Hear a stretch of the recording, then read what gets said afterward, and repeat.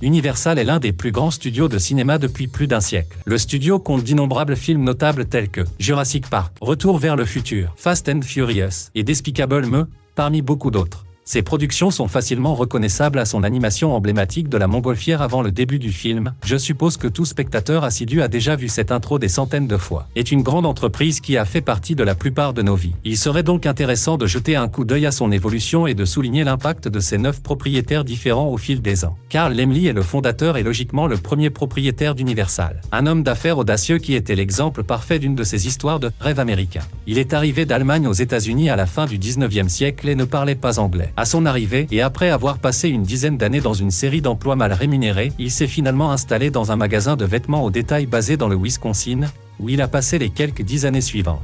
Il a commencé comme comptable, mais a fini par s'impliquer dans la publicité et même dans la gestion de l'entreprise. En 1906, il avait presque 40 ans et avait économisé suffisamment d'argent pour lancer sa propre entreprise. Son plan initial était d'aller à Chicago et d'ouvrir une sorte de magasin de vêtements similaire à celui où il avait travaillé, mais en arrivant dans cette ville, le plan a changé. À cette époque, les cinémas Nickelodeon devenaient très populaires. Il s'agissait de petits cinémas à 500 dans lesquels il était facile de se rendre pour regarder un film. Carl Laemmle a pris note du montant des revenus qu'il recevait et a pensé qu'il serait peut-être plus judicieux d'investir son argent dans l'industrie cinématographique émergente. Il ouvre rapidement l'un des premiers théâtres de Chicago, le White Front Theatre, suivi d'un autre appelé le Family Theatre. Carl a ensuite fondé ce qui est devenu une importante société de distribution de films et, bien sûr, une société de production. En 1909, elle s'appelait initialement l'Independent Film Company.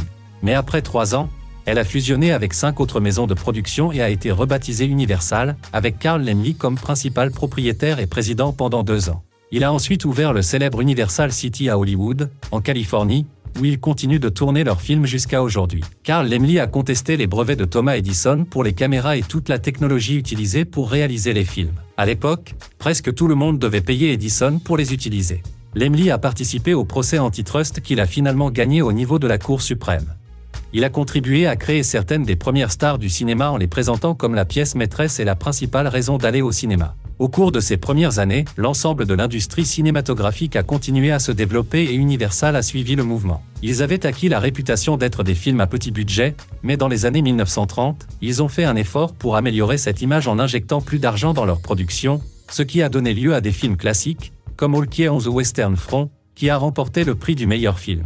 L'année suivante, ils ont commencé à sortir leur ligne populaire de films de monstres classiques en noir et blanc, tels que Dracula et Frankenstein. Ce qui, d'une certaine manière, a contribué à la première chute de la société, en raison des coûts de production élevés, de la transition vers le cinéma parlant, qui nécessitait encore plus d'investissement dans de nouveaux équipements, et de la Grande Dépression qui sévissait dans le pays.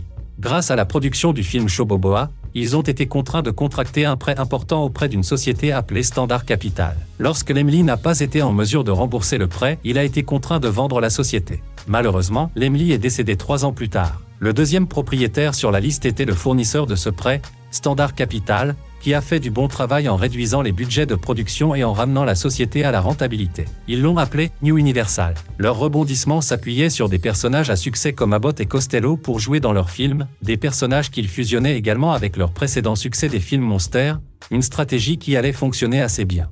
La Seconde Guerre mondiale sera un autre facteur qui contribuera à augmenter les ventes de films en général, les gens cherchant à se distraire de tout le stress et des soucis causés par le conflit international. Peu après la guerre, ils se sont développés en fusionnant avec une autre société de production appelée International Pictures. Le nouveau propriétaire suivant est Decca Records, qui les a achetés en 1952. Il s'agissait d'un label britannique populaire, produisant les disques des acteurs et actrices qui jouaient dans les films d'Universal. La fusion était donc logique, et Universal entrait pour la première fois dans le secteur de la musique. 10 ans plus tard, en 1962, tous les disques de Decca ont été achetés par MCA.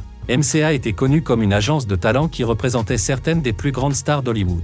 En 1950, MCA a acheté plusieurs licences de production télévisuelle, et 8 ans plus tard, elle a investi des millions de dollars pour acheter les droits télévisuels de la bibliothèque de films de Paramount. En rachetant Universal, MCA est devenue la société qui représentait les acteurs et possédait à son tour les sociétés de production qui engageaient ces acteurs, négociant les contrats entre elles, créant ainsi un conflit d'intérêts. Ils ont été légalement contraints de se débarrasser de l'agence de talent et de se concentrer entièrement sur la production. MCA a été à l'origine de nombreux changements importants, dont l'un des plus importants a été de transformer le studio en une attraction touristique populaire. Ils ont remis en place les visites des studios qui avaient été lancées par Carl Laemmle lui-même peu après l'ouverture des studios.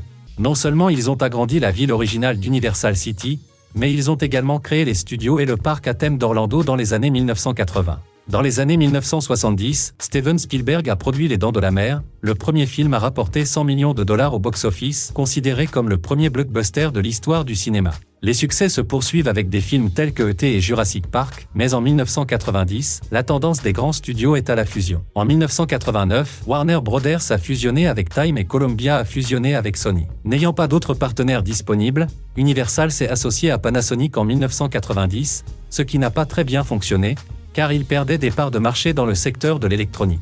5 ans plus tard, ils ont donc décidé de vendre et de se concentrer sur l'électronique. Universal change une nouvelle fois de propriétaire, cette fois-ci rachetée par Seagram, une société canadienne, traditionnellement connue pour ses produits alcoolisés tels que Captain Morgan et d'autres marques.